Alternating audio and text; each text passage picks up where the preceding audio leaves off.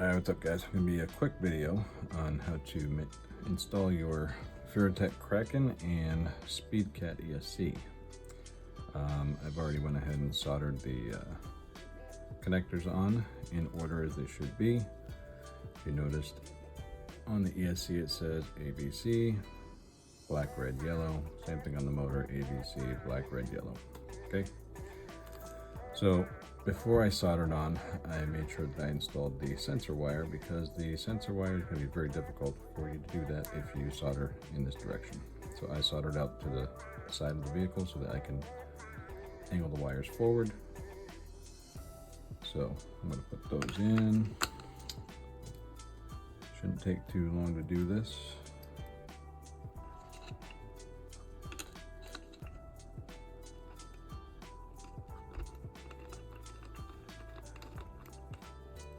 Now on the motor mount itself, it does have different size screw holes. So if you're using stock screws, you're gonna have to find the correct hole for the screws that you're using.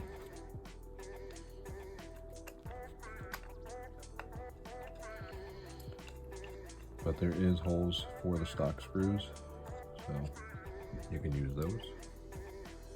And I am putting on I want to say it's a 22, maybe a 20 tooth.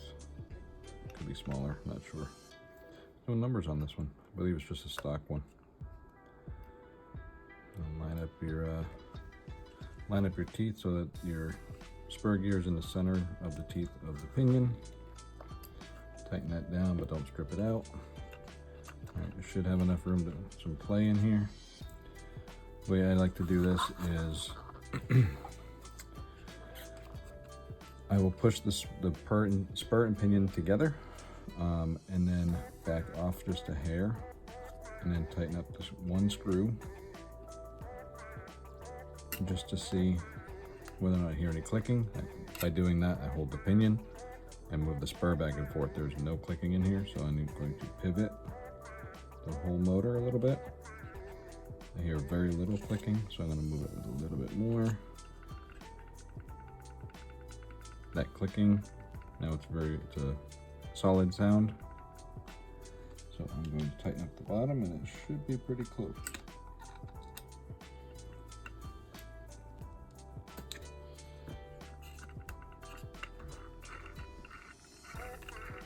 Okay, that's good. I'm going to spin this around. I already went ahead and installed some double-sided sticky tape on the ESC. Make sure that before you do this, you take some alcohol, wash down or wipe down the ESC backing and wherever you're going to be mounting it to. That will make sure that the double-sided sticky tape adheres well. And I think I'm just going to line this up a little off center so that I have access to the switch. Switch is right here on the side. And all the wires are good. Nice thing about the Speedcat too, it comes with a shortened Bluetooth connector, so you can just kind of tuck that into the side here. You can, if you need to, throw some Zap goo or some other type of shoe goo or something, some kind of glue just to hold that in place. Speed control, make sure you plug that into the proper receiver channel. If you're using Futaba, it'll be the number 2. Servo is always number 1. And I'm going to connect motor wires. And then also going to connect the sensor wire. Just pay attention when you're doing this. The pins are toward the switch, so just look at the bottom of the input plug and look where the holes are. They're closer to one side than the other, so make sure you just line those up properly. I did put some shrink tubing on here just because I wanted to see where this was going to go before I heated it up. So make sure you put that in there properly. What I like to do is I line the holes up so I know it's in the right position, and then take something like a wrench and pop it in. That way you're not pushing your finger on the wires itself. And you want to make sure you got enough room for the battery. So we're going to try to probably tuck this underneath. Move it forward like this, so it will kind of hold it all in place. And I kind of like where that is, so we're going to use it. Pull this wire back out. What I might do is shorten up that shrink tubing just a little bit.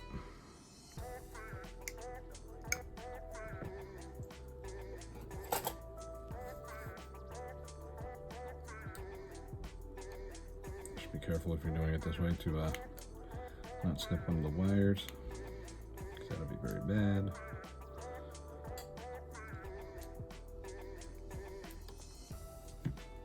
Okay, now I've got a little bit of play in there. Take your heat gun or your torch, and shrink that heat tube down.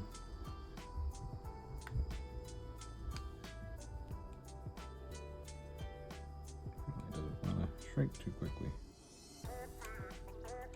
Maybe my torch is almost out.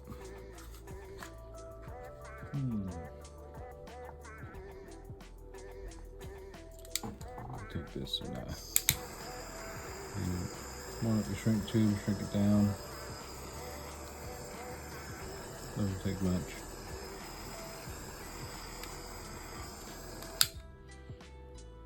That should be good. And with it warm, or at least with it heated, you can flex this around a little bit to get it to where you need it. So line up your pins again.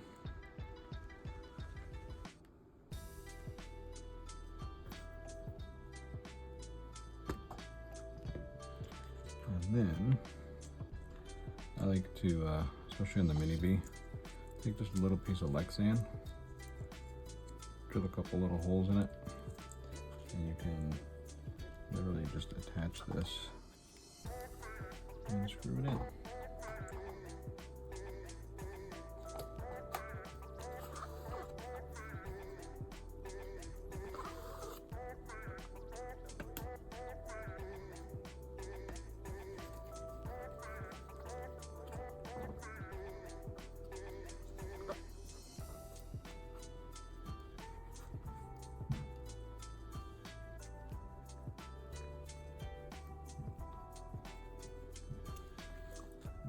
Hold everything in place.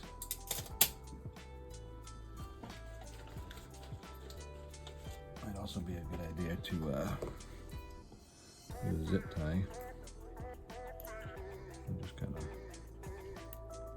zip tie this other end together, just to kind of hold everything in place.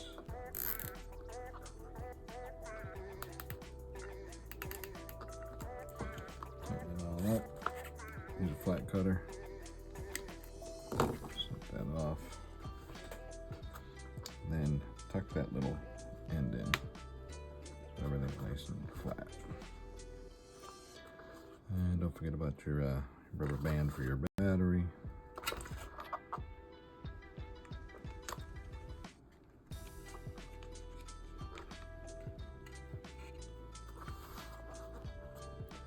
Now that's pretty much it. Should work. Yeah, throw a battery in here and see what happens.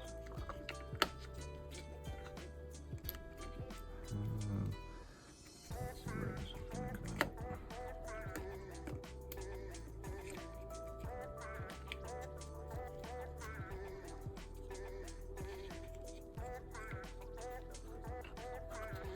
There are numerous types of batteries that actually fit. Some of you may have noticed that I changed out the connector. I like to use the smaller ones. These are the XT30s. I like using these because they are smaller and they fit nice, especially with the body on. Let's see, where's my radio?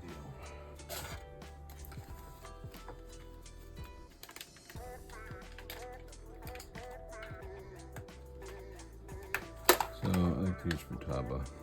I've always done pretty good with them.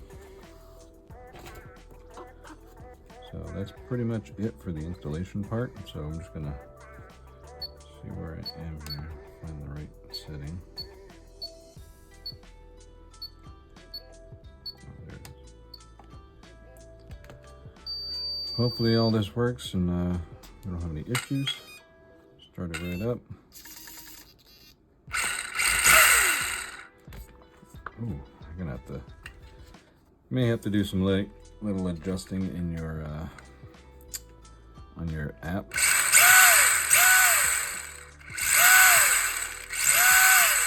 That sounds amazing. Can't wait to get this on the track.